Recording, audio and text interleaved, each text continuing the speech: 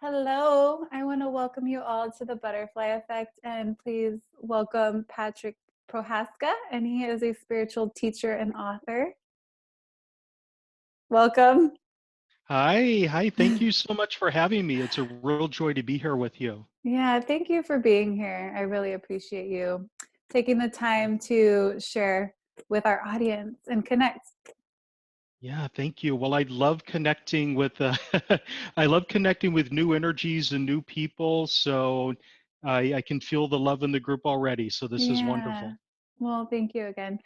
So I would love for you to share a little bit about what led you to your spiritual path, and is it something that you were you always connected spiritually? Well, it is and it isn't. I was always connected with spiritual energies, but as a child, I kind of had that beaten out of me. Yeah. So when I was very young, I used to go down to the church behind where I lived, and I would climb into this little alcove. I was probably 7 or 8 years old at the time. There was Mhm. this little alcove that was designed for a statue, but there was no statue in it. And I Yeah. would climb inside of it and I would sit there and meditate for hours. Wow. And I had no idea what it was. I just knew it felt good. Mhm. I knew it disconnected me from all of the drama and chaos and pain that was in my life at that time with a kind of a dysfunctional family that was broken with alcoholism and so forth. Yeah. And it was my refuge. But my older brother, would always hunt me down. He'd find me. He'd laugh at me. He'd say, "What are you doing?" I had no idea that it was called meditation. So I would say, "I'm thinking." Yeah. And he just thought that was the silliest thing that a kid could ever do. I practiced yoga when I was 7 and 8 years old. I remember I had the Richard Hittleman's Yoga Guide for Housewives, which Oh, is I it's love not it. aged well. Let me tell you, we're in a different age now. But I was maybe 9 or 10 years old. I went to the library. It was the only yoga book I could find, and I loved it. Even though it really wasn't spiritually based, it Yeah. just felt right to me. It felt Mhm. my soul was calling me. But Yeah. once again, my brothers, they laughed at me. I'd be doing yoga poses, and they just thought that that was girly stuff, or Yeah. why am I not running? Why am I not playing basketball? Um, and eventually it just kind of got beaten out of me in a sense, both literally and figuratively. Yeah. And I went through many different periods of my life in which I kind of eased my way back into it and pulled myself out again. Went through a really long phase of agnosticism and Mhm. atheism. And even when I was an atheist, I was studying religion in ancient India, got my master's degree in religion in ancient India, but I was studying it academically from a distance. Yeah. And then every now and then I dipped my toe in, and it was spectacular every time I did. So eventually, I just decided I have to do this full time. Yeah. Took me 50 years, but I So eventually got there. Mhm. yeah, so when you got those books and you started to kind of dabble in it a little bit, when did you finally feel like you made the shift, like this was it, like this is the way that I'm going, I'm gonna get It connected took a and grow? Yeah, it took a long time and it took a lot of courage because back in the late 1980s and early 1990s, I was a massage therapist. And I was also at that time practicing Reiki and a couple of other spiritually based energy healing systems. Mhm. And the problem that I had was that I was super empathic. Yeah. And every time I would give somebody a massage, I would walk away with their aches and pains. Mhm. And I just couldn't take it anymore. After a couple of years of doing massage, I was just getting sicker and sicker. I had no idea how to manage the empathy. Yeah. So my solution back then in the early 1990s was to just shut it down, because that's the only solution I could come up with. And it wasn't until I spent decades in the restaurant industry living a different kind of misery that I finally decided that I need to go back to my roots. I need to get back to that energy that I was madly in love with when I was a child, and do it with a new attitude, knowing how to manage it, how to release the empathy, how to process energies with grace and ease, and Hmm. how to kind of absorb the energies of other people without them sticking to me. Yeah. So it took a lot of practice, and eventually I got there. Yeah. So I think I that's don't know if that's familiar to a lot of people in the group. I imagine it is. yeah, definitely a part of my story, not being able to, being, I'm sure you were told too sensitive. And I think a lot, especially a lot of men, it's hard for them to be able to be in tune with their sensitivity because they're constantly thinking that they're supposed to be this manly, and yeah, I mean, it's so great that you're able to share that with people now because Yeah. there's so many men out there that need to know that they get to be who they are. Hmm. Yeah. Thank you. Is there any is there any moments in your life where you can recall that you had any like big shifts spiritually, like whether it was doing some of the work like healing, whether it was through Reiki or anything? Well, too many that I countless. There have been countless experiences that I've had that have proven to me definitively, without a doubt, that this three-dimensional world that we live in is just a specific perspective that we have that's very limiting. Yeah. I know from experience that there are energies out there that we can tap into and that can support us and assist us along the way. My One of my most profound experiences, and I'll try to tell this story really, really quickly, is when I was in my mid 20s. Went to visit my parents who were living in Atchison, Kansas at the time. Mhm. And they knew that I was coming, but what I didn't know, it was a surprise to me, my younger brother was visiting as well. He was visiting from Atlanta, Yeah. and he brought his newborn infant baby girl along with him to introduce to the family. So it was supposed to be a big surprise to me. Mhm. So I walked into the house, my parents' house, carrying a laundry basket full of laundry because my mom always insisted that I bring laundry for her to do when I visited. Oh. So I walked in, so I've got this laundry basket in front of me, walking into the home. So, of course, everything is obscured. I can't see the floor in front of me.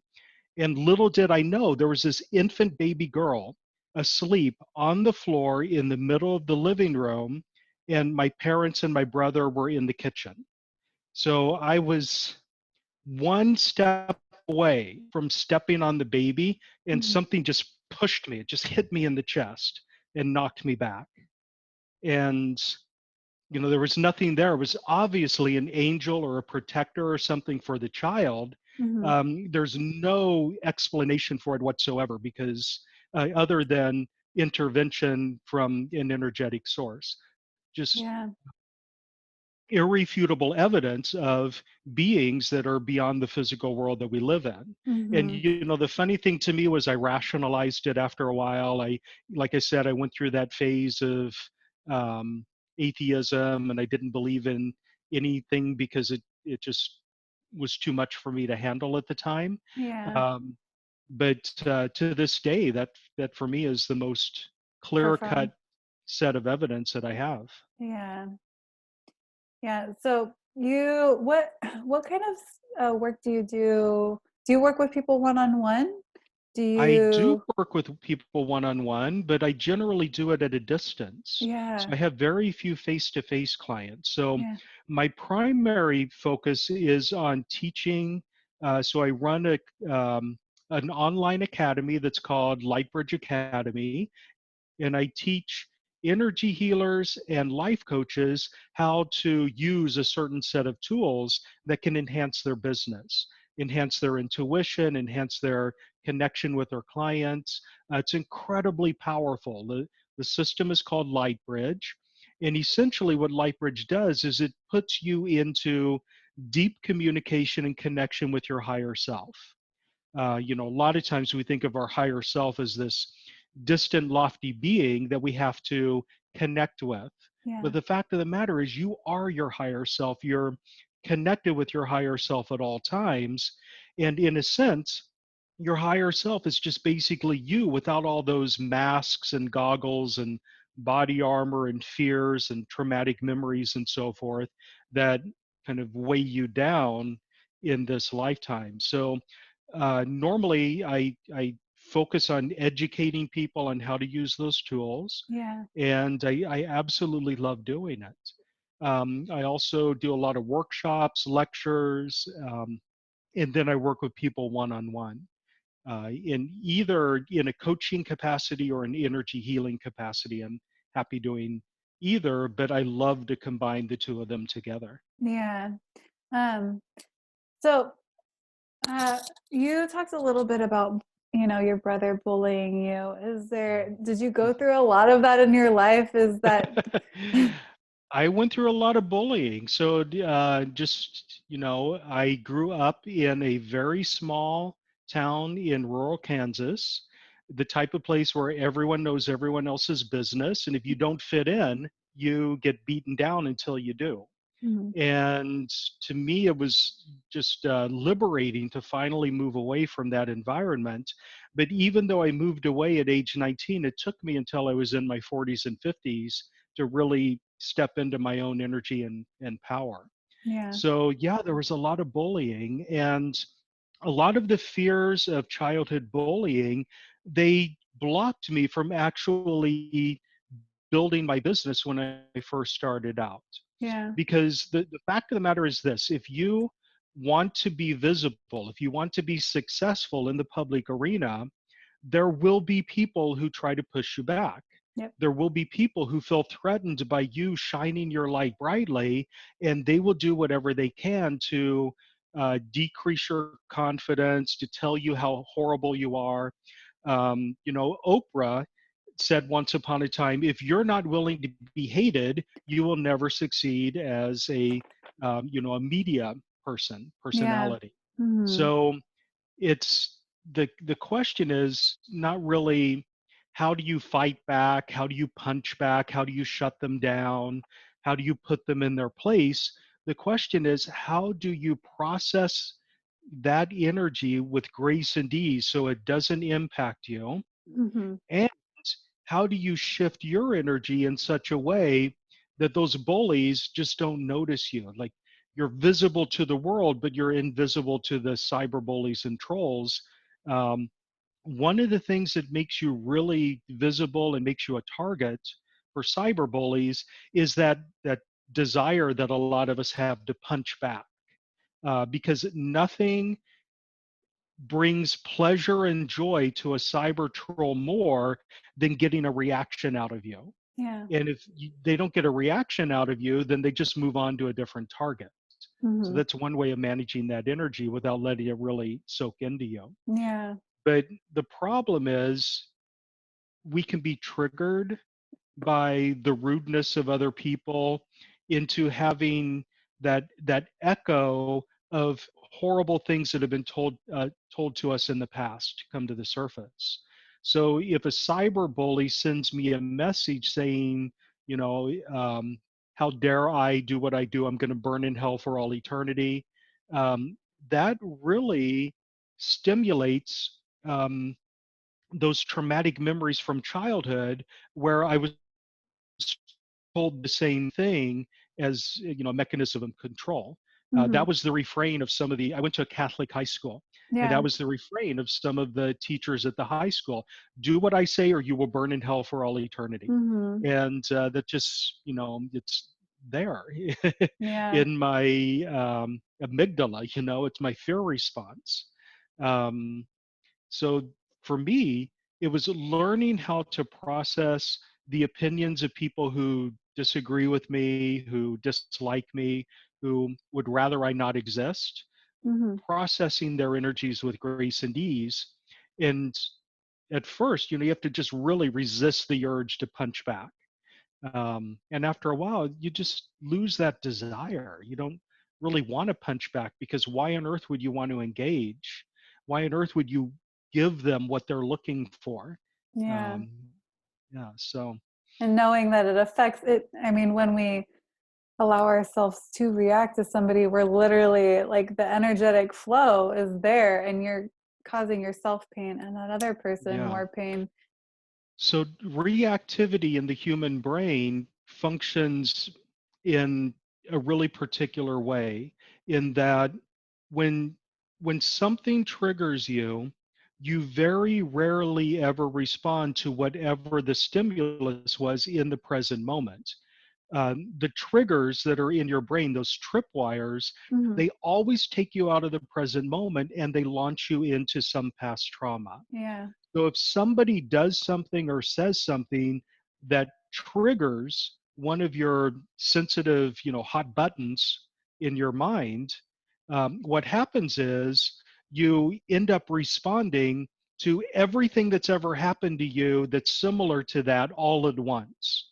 So somebody might innocently say something to you that you misinterpret, Yeah. and you get furious with that person for insulting you. That fury isn't an appropriate response to what happened in the now.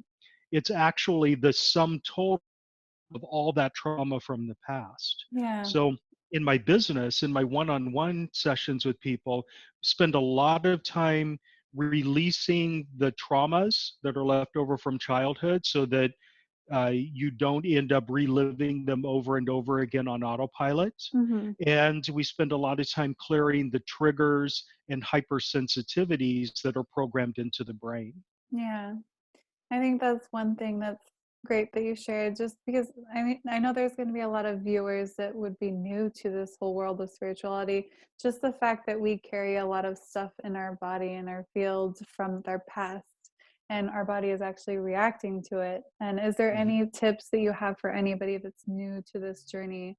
Um, Yeah. So, and just, what I would say, first of all, is just let go of the belief system that you've probably been told over and over again that the only way to release a past trauma is to somehow relive it in the present. mhm, And there are a lot of non energetic modalities out there, psychotherapy, for example, where what you do is you dredge up those past experiences and you mhm, you get into the energy of them and you analyze it from all sorts of different angles before you can release the energy. yeah, It's possible to release the energy of a trauma without ever knowing what the trauma was. mhm, It's possible to release that energy without needing to analyze it. A lot of times, we as human beings are trained to analyze everything that emerges from the depths of our subconscious mind. mhm, You have a bad dream, instead of recognizing the dream as the release of fear energy, we try to remember the details of the dream. We analyze it, we pick it apart, we try to figure out how it fits in with our narrative and what it means to us. mhm, When you do that to a memory or an energy that's actually coming up to be purged, you end up reinstalling it in the brain just in a different location. yeah, So my advice to people is let it go. And as you let it go, eventually you get to this place where you can talk about the horrible experiences that you've had in the past, or really painful traumatic experience like sexual abuse or a car accident or a rape or something like that.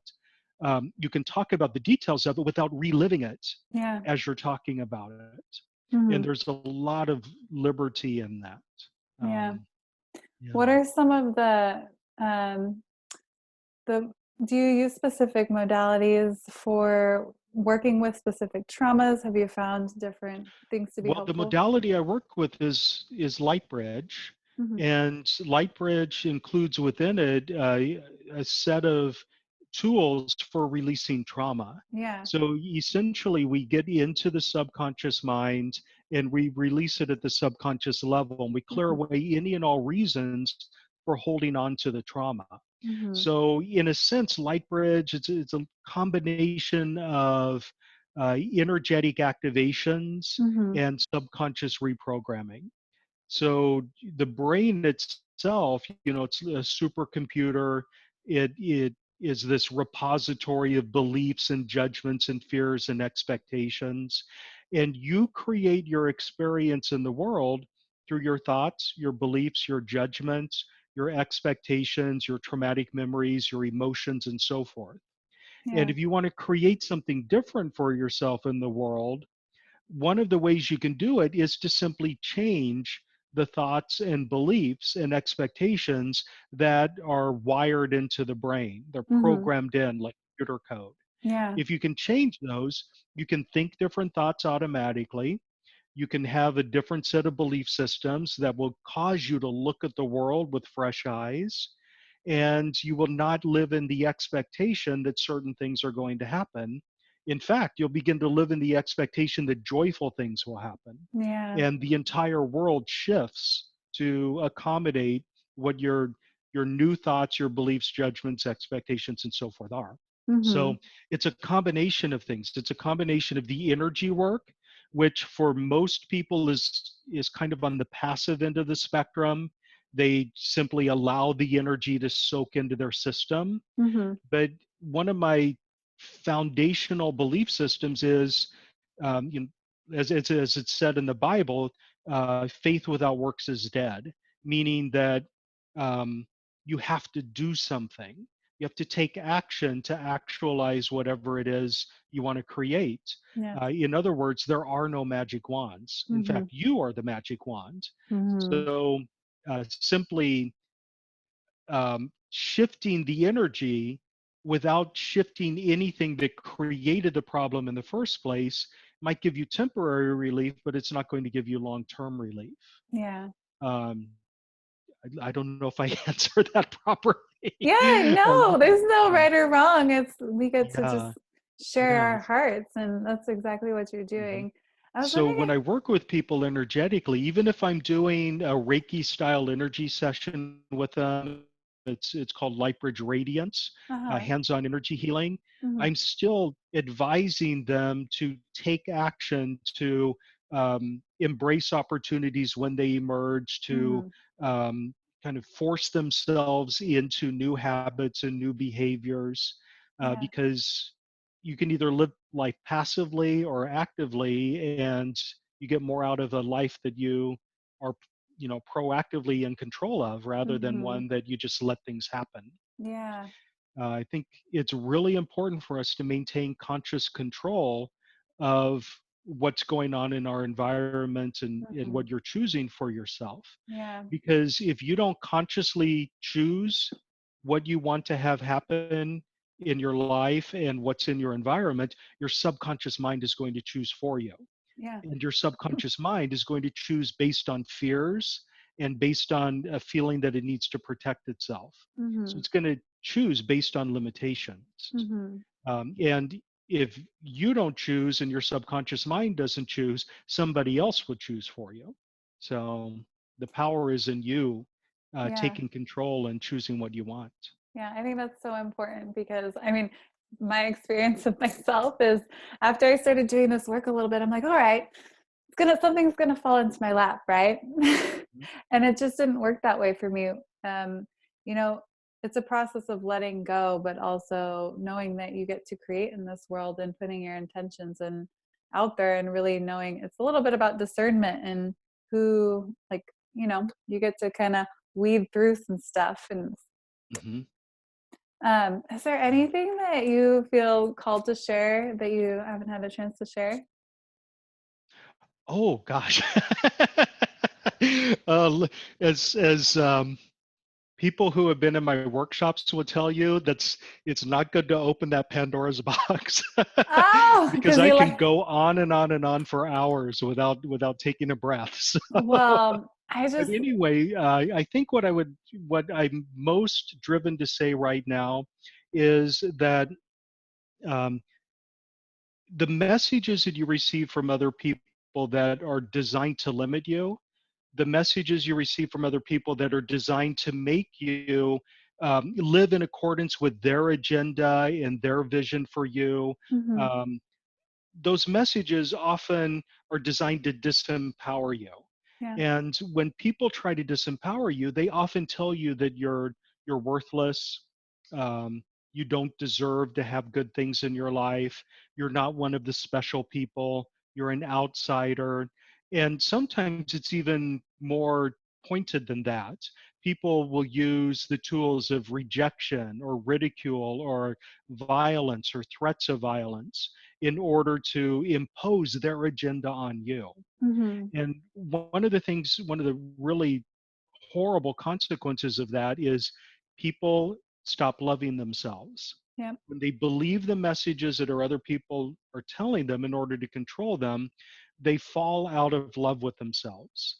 And to me, self love is one of the most powerful forces in the universe. If you don't believe that you're worthy of joy and success, then it's really difficult for you to achieve joy and success. Mhm. When you are firmly committed to and you believe you are worthy of it and you love yourself enough to embrace joy and success, it begins to become natural. Yeah. It's automatic, Mhm. and so yeah. I think sometimes even my experience with myself, I didn't even know what that looks like to love myself. Mhm. I thought there was a lot of times where I actually felt like I did love myself and it wasn't really loving myself. Um, Yeah. so In fact, we are often taught that you're not supposed to love yeah. yourself.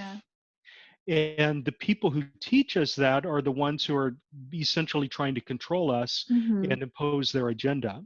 So we're taught that self love is arrogant, or self love is the same thing as, indulgence, and indulgence is bad, or self love. If you love yourself, there's only so much love that any one person can have at any one time. And Mhm. if you're using it, directing it at yourself, then you have none left over for anyone else. Yeah. It's a silly zero sum game that is really common in the thoughts of a lot of people. Yeah. That carries over into all sorts of arenas in life. Mhm. There's the belief that there's only so much money in the world. Um, and therefore, in order for me to have more, I must deprive somebody else. So I should Yeah. kind of limit how much money I have. Or in order for somebody else to have more, I must be deprived. Mhm. And that's not true. Money is energy, and there's an abundance of energy for everyone if we tap into it. It's the Yeah. same thing with human rights. There's like this movement right now that I simply cannot understand, that basically says that if those people over there who don't look like me, if they have more rights, that means I have fewer rights. Mhm. And it's simply not true. um, if those people have more power, there's less power for me. When the truth of the matter is, when everybody is empowered, it exponentially increases the pool of power for everyone. Yes. So, there's a lot of untraining, and Yeah. a lot of goggles and masks that need to Yeah. be removed from Mhm. people's eyes and faces in order to really step into harmony with others and maintain your own power. Yeah, I agree. Definitely. We get to declutter some stuff that we've taken on throughout our years so we can actually see what's deep down in there and Yeah. learn how to love ourselves. And it's challenging with all the judgment and stuff we receive, but we all have a beautiful gift inside of us. And if we could only love all of ourselves and accept all of ourselves and be free to express ourselves, as the world just, you know, it brightens up the world. Each person that gets to express themselves and know that, like that doesn't look like a whole lot of negativity. It looks like love and Yeah. joy. Yeah. Awesome. That's awesome. Yeah. Thank you so much. Yeah. Do you have any tips on being able to presence yourself? Because I know a lot of people living up here, and somebody who might be new to this journey. Do you have any techniques that could support somebody that are possibly new to this journey On how to stay present. to kind of like snap yourself, maybe to be present, or anything that you could just share that could support Hmm. people in being more present? Yeah. So, I mean, self awareness is the key to that. Mhm. And self awareness is a muscle that needs to be trained like Yeah. anything else. Mhm. We tend to, as human beings within these three-dimensional bodies, we tend to not notice our physical body until it hurts in some way or until we need it. Yeah. So I would say, kind of in a roundabout way, one of the most crucial things that you can do in order to help you stay present is to begin the practice of gratitude. And I know that that sounds like a non sequitur, but it's really not. See, the thing is, when things are going well, we tend to slip into a type of numbness, Mhm. and we don't really notice what's going on in our world until it's out of alignment, it's out of balance, until the pain comes in. Mhm. So when things are going well, we go on autopilot and we stop paying attention to what's going on in our world. Yeah. Gratitude helps you recognize the joy and the the harmony that's in your life as it is right now. Mhm. And there's this belief system that I have that I think is empowering for a lot of people, and that is that most of us aren't really looking to have our pain gone Yeah. forever. We're looking for healing, we're looking for joy, we're looking for harmony, but most people, in the way we've been trained as human beings, we find harmony and peace boring. And what people crave quite often, and I'm not saying this is the way you should live your life, Yeah. um, what people crave isn't perfect health, it's the elimination of whatever pain you have right now. Mhm. So the joy that we feel is in that transition from migraine headache to being pain free. Mhm. If you've been pain free for a while, if you haven't had a headache, then you forget that headaches even exist. Yeah. But the biggest, deepest joy that you have in achieving that pain free state is that transition from the pain into the the release.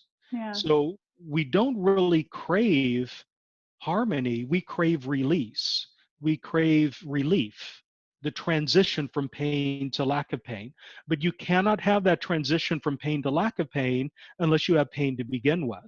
So a Yeah. lot of us, when we get into a peaceful frame of mind, we poke at something, we poke the bear, we pick at a scab, we open up something painful so that we can have that transition back into peace again. I think there are people who are addicted to that, Yeah. and if you can recognize if you have that pattern and simply allow yourself to enjoy the peace and harmony that you achieve when you achieve it, Mhm. then you can stay there longer. Yeah. I Yeah. think that, I mean, that kind of reminds me of just how I mean, a lot of us who are on the spiritual path, and everybody, we go through a lot of crap, right? And we've gone through Hmm. some healing processes that massively shift our life, and that supports us in being that great space of gratitude. Um, Yeah. and really knowing that, like, we can shift that much through this journey is super powerful. And Yeah. I think that's why a lot of people who are connected to spirit are, they're more at peace because they're grateful that they've been able to make those transitions. Yeah, and I'll say two other things about gratitude really quickly, Yeah. if I can, Yeah. because, like I said, everything kind of dovetails into everything else. Yeah. So the human brain is designed to notice dangers. So the human brain, it's an evolutionary thing. The function of the subconscious mind is to scan your environment for danger so that you can react instantaneously without having to think logically Hmm. about whether something is dangerous or not. Yeah. So automatically the human brain has a negative bias. It notices dangers much more effectively and efficiently than it notices potential good. Hmm. So gratitude helps fix that imbalance, Yeah. because if it really is true through the law of attraction, you attract to you the dominant energy that you project, and the human brain has an automatic negative bias in order to protect you, then you're going to be attracting more negative experiences than positive ones. Yeah. Gratitude will balance that out because gratitude will cause you to recognize all of the good that's going on in your life in the same way that your subconscious mind automatically notices potential dangers. Hmm. So it's a really powerful, effective tool, and it works in harmony with the law of attraction to bring you even more to be grateful for. Yeah. Yeah. So, and I can't remember the second thought. It's it's kind of slipped away. Well, you wrote a uh, book too, right? I did. Do Yeah. you want to share a little bit about your book? Yeah. Let me grab a copy of it. Okay. So I wrote this book. It's, oh my gosh, it's called Brain Cells Escape Your Mental Prisons. And it's kind of a shiny cover and a little bit hard to. Okay. I think that you can see it okay. Yeah, you can see it. So this book is a labor of love for me. It took me a couple of years to write it, and it went through several drafts before I completed it Hmm. because I couldn't find the right tone. But eventually, I found it. So that in and of itself is a lesson to persevere and not give up too quickly, because there were many times where I thought, to hell with it, I'm not writing the book. It's too much work.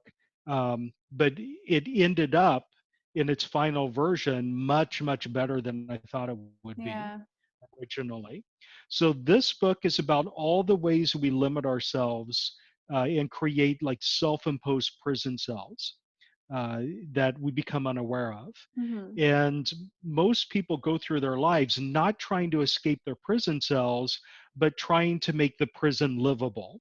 So Yeah. we try to expand the walls a little bit, and we, throw in some throw pillows in order to spruce it up a bit, Yeah. a little paint job here and there, but we're still in that prison. Yeah. So some of the keys to releasing yourself from those prison cells is authenticity. Living life on your terms. Most of us go through life living out the expectations of others. We have all these bogus expectations and bonus limitations imposed on us that are designed to make the lives of other people easier, not to bring out our authentic truth. Hmm. So authenticity is key. Letting go of the traumatic memories that keep you stuck in fear. Uh, Honesty, truth, discernment. There's so many different topics that I cover in the book Yeah. that are really powerful. Yeah, Great. and this is the now that you've allowed me to mention it, it's available on Amazon. So Yes. yeah. And then you also had a free gift that you wanted to share with our audience. Yes, and I'm just going to look at what I have here. So my free gift is about purging victim identity, and it's an audio recording that I created for a course that I taught on personal power, and I use the light bridge healing technique in order to bring you into alignment with um, um, well, let me put it the other way, to bring you out of learned helplessness and victim consciousness. And, I could talk a lot about victim consciousness or learned helplessness. But essentially, what this does is it brings you into the same ability that your higher self would have to process victim experiences with grace and ease. Awesome. Thank you for sharing Yeah. that. So, did you have any last words for our audience that you wanted to share? Well, I think all I want to say is believe in yourself and love, light, and joy to all of you. Well, thank you so much, Patrick, for being with us and sharing your heart and your passion and your journey with us. Thank you. Thank you. It's, as I mentioned, it's a real joy to be with you, and it's a real joy to connect with your tribe. Okay, thank you. Mm.